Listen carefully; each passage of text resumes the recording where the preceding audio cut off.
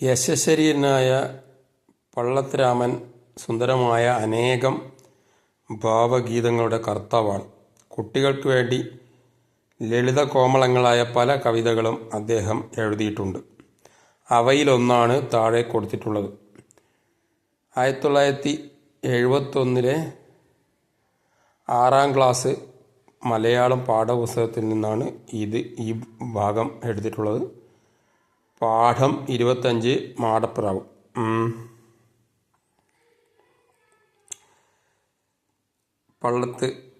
കവി പള്ളത്ത് രാമൻ അവർകളുടെ കവിതയാണിത്.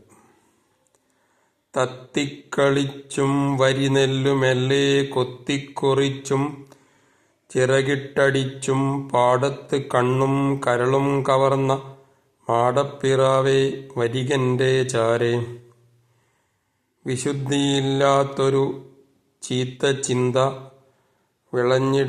വിളഞ്ഞിടാതുള്ളൊരു നിന്മനസ്സും നനുത്ത പൂമ്പട്ടു തൊഴും വപുസ്സും കൊതിക്കുമേ കൊച്ചു കിടാങ്ങൾ ഞങ്ങൾ, അടുത്ത മാവിൽ ചെറുകൂടുകെട്ടി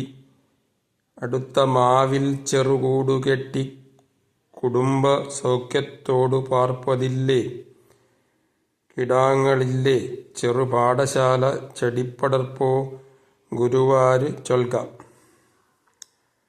കവിയുടെ പേര് പള്ളത്ത് രാമൻ. ഇത് ഞാൻ പഠിച്ചിട്ടില്ല, കാരണം ഈ 1971 ഞാൻ ജനിച്ചിട്ടില്ല. 1972 എൻ്റെ ജനനം. അതുകൊണ്ട് തന്നെ എനിക്ക് ഈ പാഠഭാഗം സ്കൂളിൽ പഠിക്കാൻ പറ്റിയിട്ടില്ല. എങ്കിലും നമ്മളെക്കാളും മുതിർന്ന പലരും ഈ കവിത, ഈ പദ്യം ക്ലാസ് പഠിച്ചിട്ടുണ്ടാകും. അവർക്കൊക്കെ എന്നേക്കാളും ഗൃഹാതുരത്വമുള്ള ഒരു സംഭവമായിരിക്കും. പിന്നെ ഈ പള്ളത്ത് രാമൻ എന്ന് പറഞ്ഞ കവി ഒരു അക്കാലത്ത് പഴയ കാലത്തുള്ള ഒരു പ്രശസ്തനായ കവിയാണ്. അദ്ദേഹം നിരവധി ബാലസാഹിത്യ കൃതികൾ രചിച്ചിട്ടുണ്ടെന്നാണ് തോന്നുന്നത്. അങ്ങനെയാണ് കിട്ടിയ അറിവ്.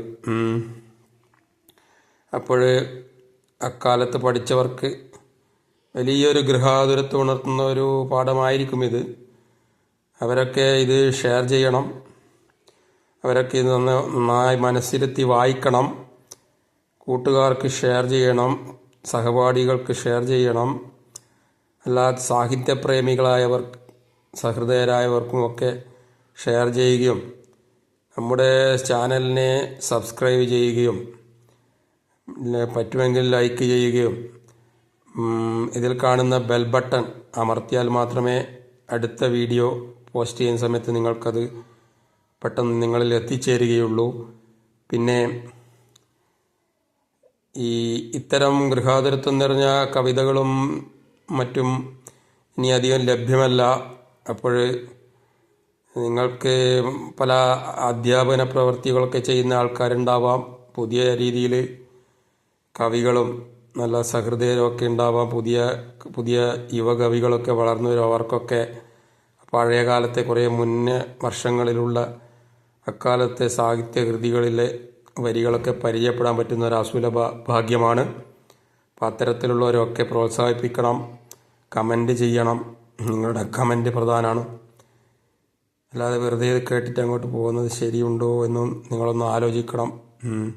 നിങ്ങളുടെ നിറഞ്ഞ പ്രോത്സാഹനമാണ് അടുത്ത വീഡിയോക്കും കാരണമാകുന്നത്. അപ്പോൾ ഏതായാലും ശ്രീ പള്ളത്ത് രാമൻ എന്നവരുടെ ഈ കവിയുടെ വരികൾ വളരെ ചിന്തിക്കത്തക്കതാണ്. എൻ്റെ ആലാപന വൈഭവമൊന്നും ഇവിടെ ചർച്ച ചെയ്യരുത്. ആലാപനം അത്ര വലിയ നിലവാരമൊന്നുമില്ല.